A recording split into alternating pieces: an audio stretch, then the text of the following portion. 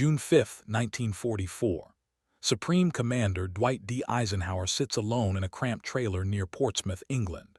Outside, 156,000 men prepare to cross the English Channel into Hitler's fortress Europe. The largest amphibious invasion in human history hangs on his word. But inside that trailer, Eisenhower scribbles a note on a scrap of paper, accepting full responsibility for failure. The world saw a man of steel.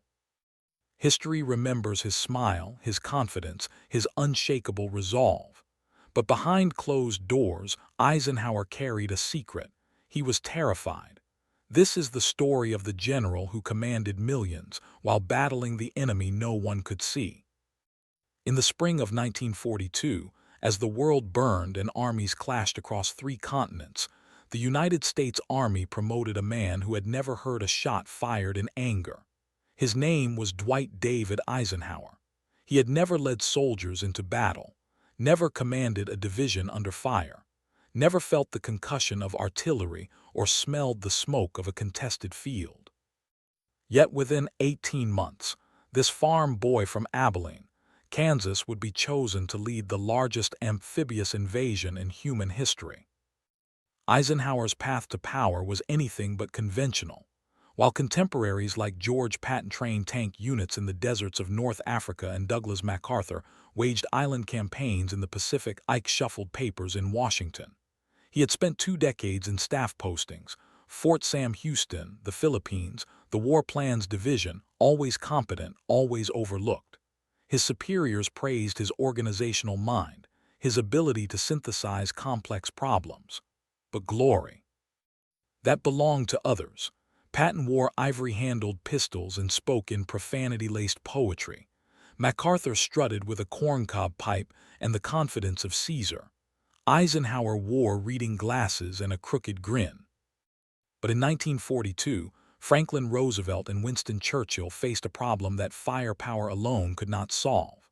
Operation Torch, the Allied invasion of North Africa, had exposed a brutal truth. Coalition warfare was a political minefield. British generals distrusted their American counterparts. Rivalries poisoned strategy. Egos derailed operations. The Allies needed a commander who could manage not just divisions but diplomats, not just battles but egos. Someone who could negotiate between Montgomery's arrogance and Patton's recklessness. Someone who could charm Churchill and reassure Roosevelt without losing the respect of the men in the field. They chose Eisenhower. The decision stunned the military establishment. Officers with decades of combat experience watched in disbelief as this staff officer, this coordinator, leapfrogged over them. Critics whispered that Ike was a politician in uniform, a glad-hander promoted beyond his depth. Even Eisenhower himself felt the weight of doubt. In private letters to his wife Mamie, he confessed his fears, that his lack of battlefield command would be exposed, that his decisions would send thousands to their deaths, that history would judge him a fraud. On December 24, 1943, President Roosevelt announced Eisenhower's appointment as Supreme Commander of the Allied Expeditionary Force. The invasion of Nazi-occupied Europe, the operation that would determine the fate of civilization, now rested in the hands of a man who had never fired a shot in combat. The clock was ticking, D-Day was coming, and Dwight Eisenhower had everything to prove. Beneath the stone arches of Southwick House, near Portsmouth, England, Dwight Eisenhower carried a burden no other man in the Allied forces could share. As Supreme Commander of SHAEF, the Supreme Headquarters Allied Expeditionary Force, he commanded more than 3 million men. American paratroopers, British infantry, Canadian armor, Free French commandos. Each nation brought its own pride, its own agenda, its own generals who believed they alone understood how to win the war. And Eisenhower had to make them work together. The command structure was a minefield of egos and politics. Winston Churchill telephoned at all hours, second-guessing strategy, demanding explanations. Field Marshal Bernard Montgomery, vain, imperious, maddeningly meticulous, clashed constantly with his American counterparts, insisting the British should lead the ground assault. George Patton, brilliant and volatile, had already caused 2 scandals and still believed he should be running the show. Behind closed doors, Eisenhower mediated, negotiated, placated.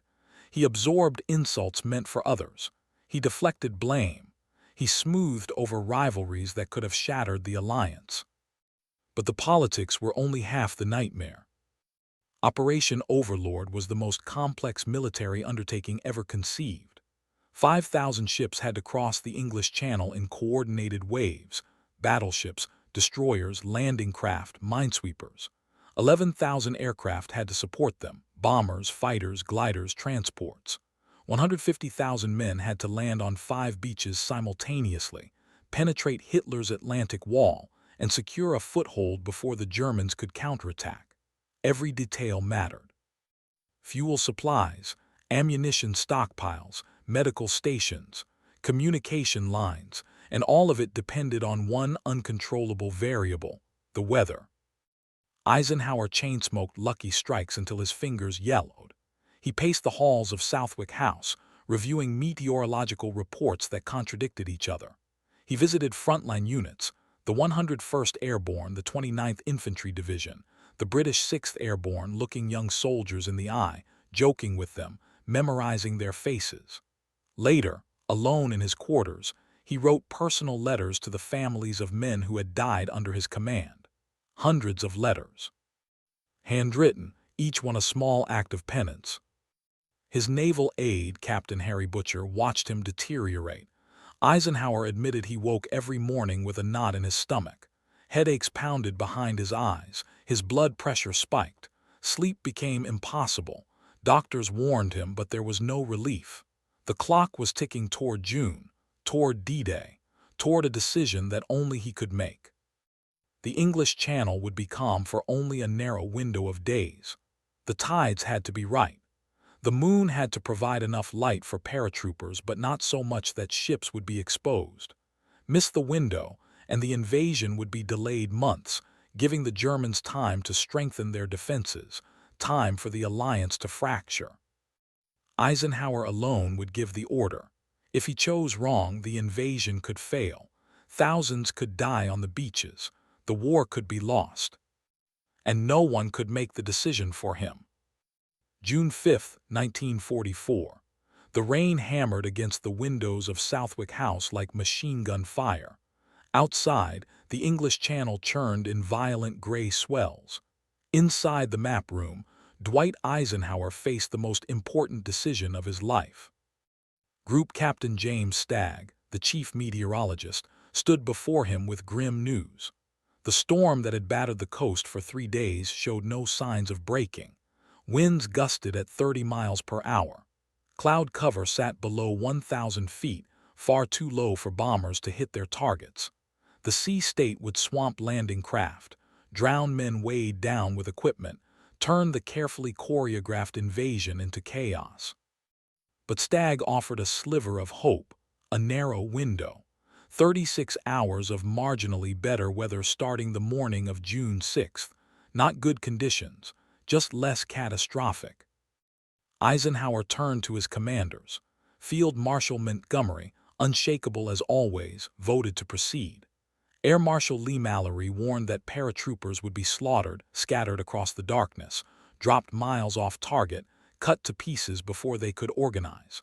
Admiral Bertram Ramsay feared the naval bombardment would be ineffective in poor visibility, leaving the infantry exposed on the beaches. Each man presented his case. Each man looked to Eisenhower for the final word. The room fell silent. Eisenhower sat motionless, his face drawn, his eyes fixed on nothing. The weight of 3 million men pressed down on him. 150,000 soldiers were already loaded onto ships, packed into transports, strapped into parachute harnesses. Delay now and they would have to be unloaded, rested, reloaded, a logistical nightmare that could compromise secrecy and morale. Delay too long and the tides would be wrong. The moon would be wrong. The invasion might not happen until July or August, or not at all. Eisenhower looked up. "Okay," he said quietly, "let's go." The meeting adjourned. Officers hurried to their posts. Orders flashed across radio networks. The machinery of invasion groaned into motion. But Eisenhower did not join them. Instead, he retreated to his trailer, closed the door, and sat alone at his desk. He pulled out a slip of paper and began to write. His hand shook slightly. In his anxiety, he misdated the message July 5th instead of June 5th. Our landings have failed and I have withdrawn the troops. My decision to attack at this time and place was based on the best information available. The troops, the air, and the Navy did all that bravery and devotion to duty could do. If any blame or fault attaches to the attempt, it is mine alone.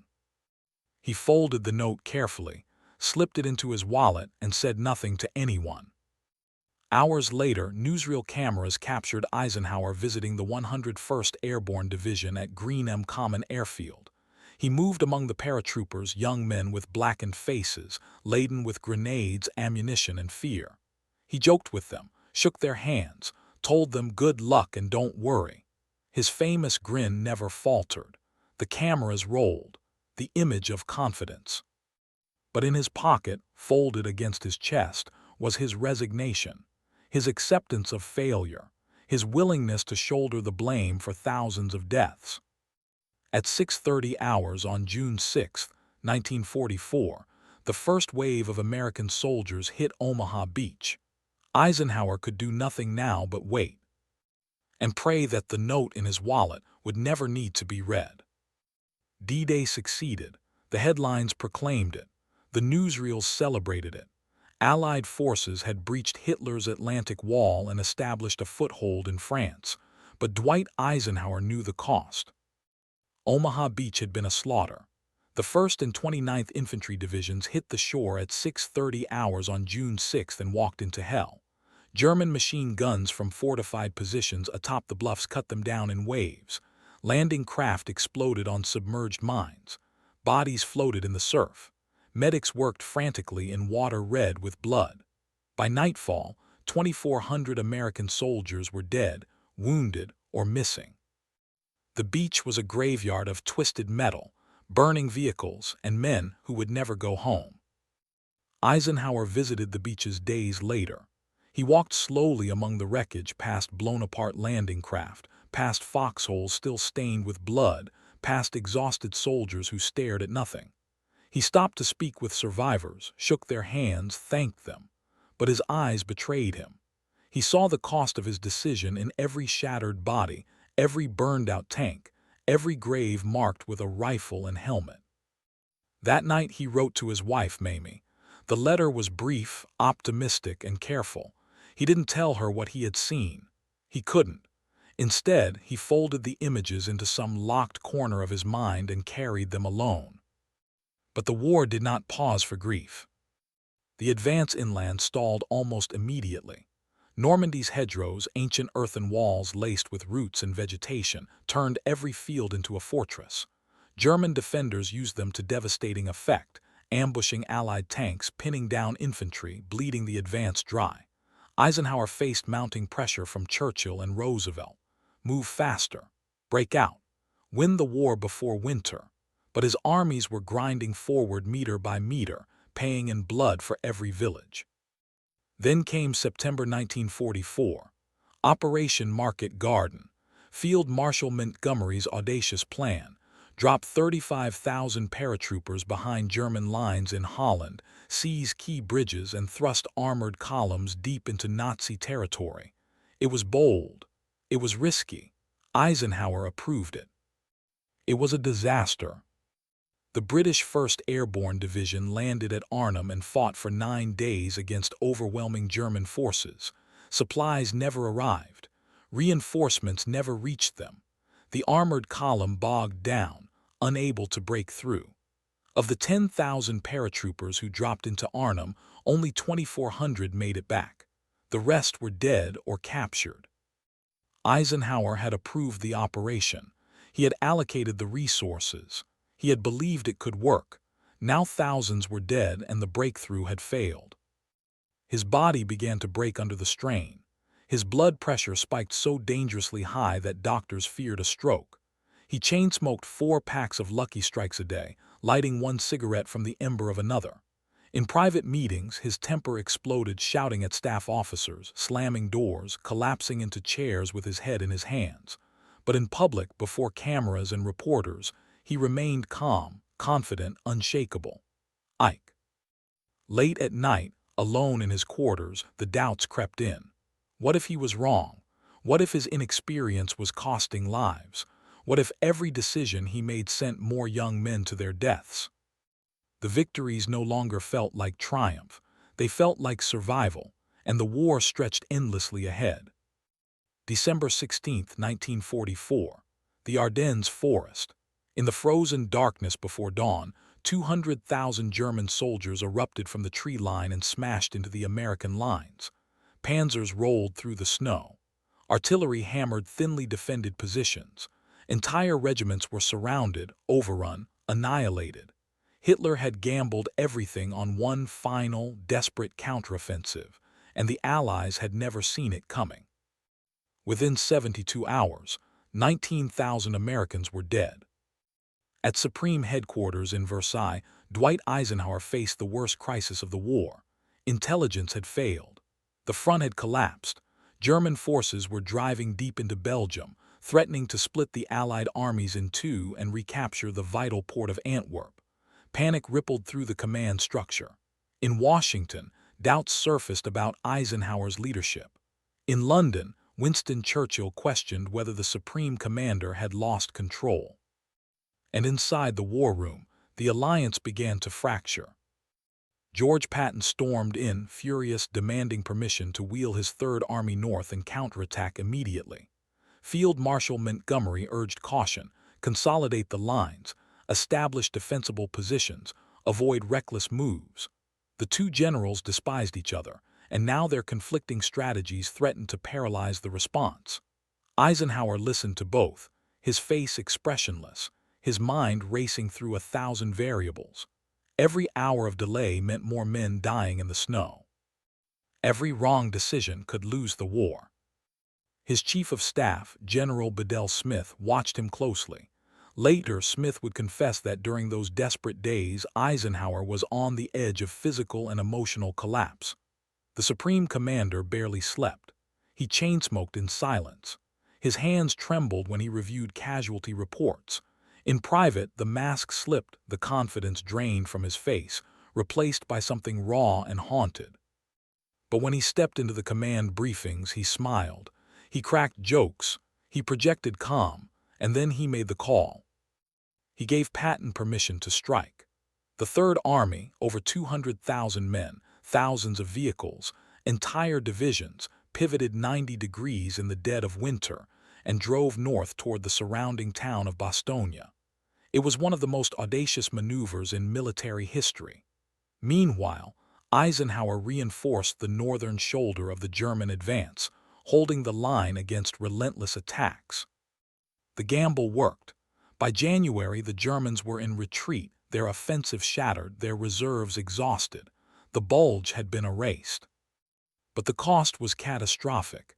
89,000 American casualties. Entire battalions wiped out. Frozen corpses stacked in the snow. Eisenhower read every report, signed every condolence letter, and felt the weight of every name. When the battle ended, he retreated to his quarters and locked the door. For 2 days, he refused to speak to anyone. His aides left meals outside that went untouched. Inside, alone, Eisenhower sat in silence, wrestling with ghosts only he could see. Years later, he would admit the truth. I doubted myself more in those weeks than at any time in my life. The man who had commanded millions, who had planned the greatest invasion in history, who had held together a fractious alliance through sheer force of will, had nearly been broken by the weight of his own decisions. But he had not broken, not yet. May 8, 1945. A red brick schoolhouse in Reims, France. In a cramped room lit by harsh overhead bulbs, German officers signed the instrument of unconditional surrender. The war in Europe was over. Adolf Hitler was dead. The Third Reich had collapsed. And Dwight David Eisenhower, the farm boy from Kansas who had never commanded troops in battle, had led the Allies to victory. Photographers captured the moment. Eisenhower stood at attention, flanked by his senior commanders holding up two fountain pens in a V for Victory sign. His grin was wide, genuine, triumphant. Newsreels broadcast the image around the world. In London, in New York, in Paris, crowds erupted in celebration. Ticker-tape parades awaited him. Medals, speeches, a hero's welcome. But that night, alone in his quarters, Eisenhower opened his private diary and wrote 5 words: "I am emotionally exhausted." The man who had smiled for the cameras, who had held the alliance together through crisis after crisis, who had projected unshakable confidence for 3 brutal years, was hollowed out. His body had paid the price. His blood pressure remained dangerously elevated. He suffered chronic insomnia. His hands shook when he thought no one was looking. The weight he had carried in silence had crushed something inside him that would never fully heal. 10 years later, in September 1955, while serving as President of the United States, Eisenhower suffered a massive heart attack. Doctors worked frantically to save him. He survived, but they traced the damage back to the war years, the chain-smoking, the sleepless nights, the relentless stress that had ground down his cardiovascular system one decision at a time. The price of command had come due. But his legacy endured. Years after the war, historians discovered the slip of paper Eisenhower had written on June 5, 1944, the note accepting full responsibility if D-Day failed. It had remained folded in his wallet, unseen, unread, a private act of accountability that no one knew existed. Scholars called it one of the most poignant documents of the Second World War. Proof that the greatest leaders are not those who feel no fear, who experience no doubt, who carry no burden, but those who carry it all in silence and lead anyway. Eisenhower's calm had never been effortless. It was not a natural gift. It was not the absence of fear. It was a choice made every single morning when he woke with a knot in his stomach, a choice made every time he signed a casualty report, a choice made every time he looked young soldiers in the eye and sent them into battle, knowing some would not return. He chose to smile when he wanted to scream. He chose to project confidence when he felt only doubt. He chose to shoulder the blame so that others would not have to. And in doing so, he held together an alliance that saved the world. The war ended, the photographs faded, but the cost of that smile and the strength it took to maintain it remained. Quiet, unspoken, carried alone. Just as Eisenhower had always intended.